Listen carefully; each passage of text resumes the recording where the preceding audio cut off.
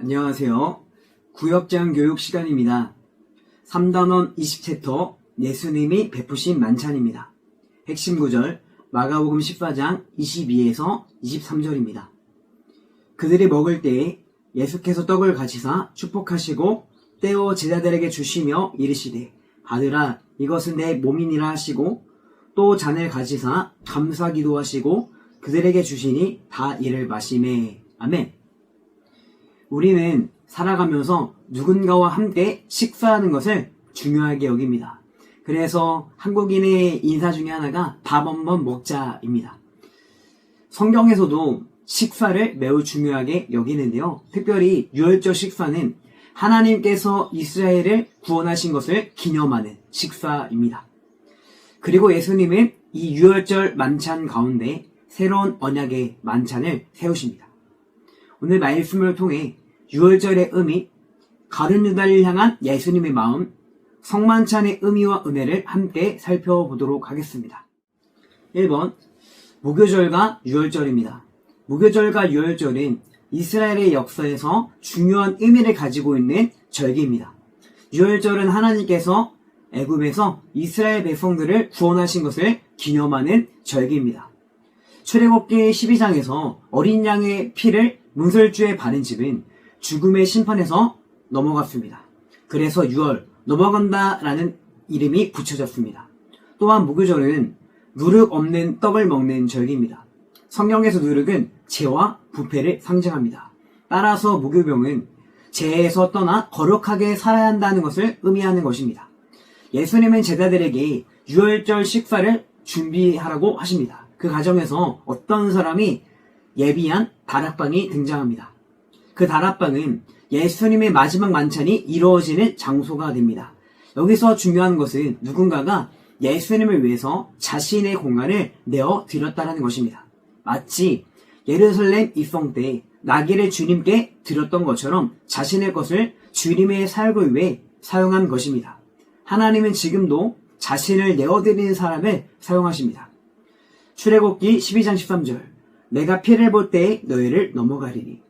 고린도전서 5장 7절 우리의 유월절 양 곧 그리스도께서 희생되셨느니라. 즉 유월절 양은 예수님을 예표합니다. 예수님은 단순히 유월절을 지키신 것이 아니라 참된 유월절 어린 양으로 오셨습니다. 어떤 사람은 큰 능력이 없다고 생각합니다. 그러나 하나님은 거창한 것보다 자신이 가진 것을 드리는 사람을 사용하십니다. 작은 공간 하나, 작은 시간 하나, 작은 헌신 하나도 하나님 나라를 위해서 귀하게 사용된다라는 것입니다. 예수님은 참된 유월절 어린 양이시며 하나님은 자신을 내어드리는 사람을 귀하게 사용하십니다. 나는 예수님의 구원의 은혜를 얼마나 기억하며 살아가고 있는지, 나는 내 시간과 공간을 주님께 드리고 있는지를 돌아보기를 바랍니다. 2번, 유월절 식사와 가룟 유다입니다. 예수님은 식사 중에 제자들 가운데 한 사람이 자신을 팔 것이라고 말씀하십니다. 제자들은 충격을 받고 나는 아니라고 서로 묻기 시작합니다. 그런데 예수님은 이미 가룟 유다가 자신을 팔 것을 알고 계셨습니다. 그럼에도 불구하고 끝까지 식사를 함께 하십니다. 여기서 우리는 예수님의 오래 참으심과 사랑을 알 수 있습니다. 예수님은 가룟 유다에게 마지막까지 회개의 기회를 주고 계신 것입니다. 그러나 가룟 유다는 끝내 돌이키지 않았습니다. 죄는 처음에는 작은 요심처럼 시작되지만 회개하지 않으면 결국 사람을 무너뜨립니다. 가룟 유다는 예수님 곁에 오래 있었지만 진정으로 예수님을 사랑하지 않았습니다. 신앙은 단순히 교회 가까이에 있는 것, 교회를 자주 오는 것이 아니라 마음이 주님께 향하는 것입니다. 요한복음 13장 27절 조각을 받은 후 곧 사탄이 그 속에 들어간지라. 히브리서 3장 15절 오늘 너희가 그의 음성을 듣거든 너희 마음을 완고하게 하지 말라. 베드로와 가룟 유다의 차이는 죄를 짓지 않은 것이 아니라 회개했느냐의 차이였습니다. 베드로는 넘어졌지만 돌아왔고 가룟 유다는 끝까지 자기 죄를 붙들었습니다. 병이 생겼을 때 초기에 치료하면 병이 회복될 가능성이 큽니다. 하지만 방치하면 점점 더 깊어집니다. 죄도 마찬가지입니다. 죄를 숨기고 붙들수록 마음은 점점 굳어지고 점점 그 사람을 무너뜨린다라는 것입니다. 예수님은 끝까지 회개의 기회를 주시지만 죄를 붙들면은 결국 무너지게 된다라는 것입니다.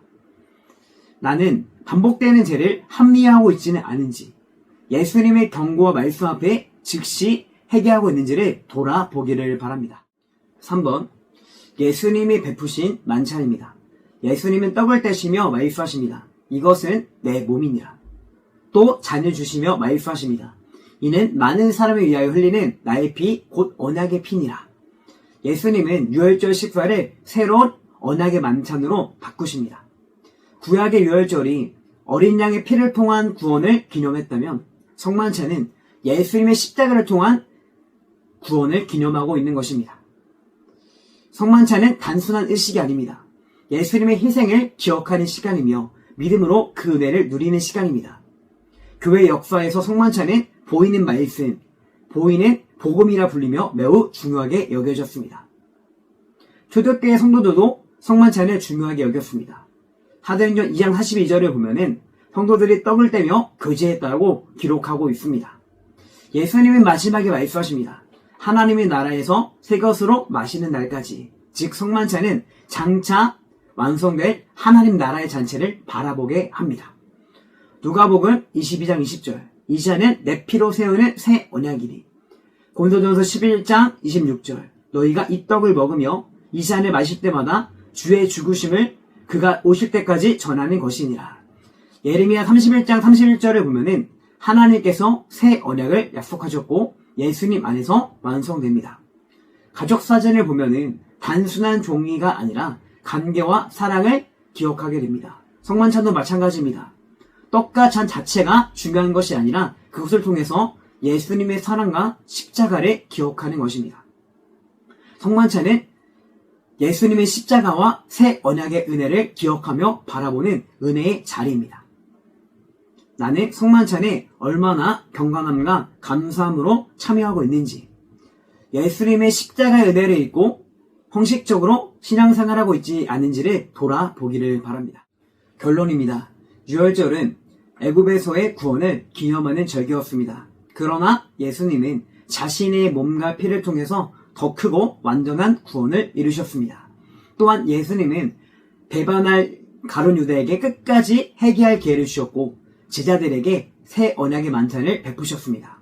오늘 우리도 성만찬을 통해 예수님의 십자가를 기억해야 합니다. 그리고 단순한 종교 생활이 아니라 회개와 감사와 믿음으로 살아가야 합니다. 예수님은 우리를 위해 자신의 몸과 피를 내어주신 구원의 주님이십니다. 나눔 질문을 추천드리도록 하겠습니다. 유월절과 성만찬은 어떤 연결점이 있나요?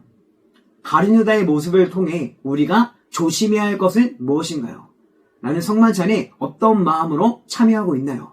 나는 과연 주님께 내 시간을 비롯한 우리의 것, 주님께서 주신 것을 내어드리고 있나요? 입니다. 각 구역의 상황에 맞게 나눠주시기를 바랍니다.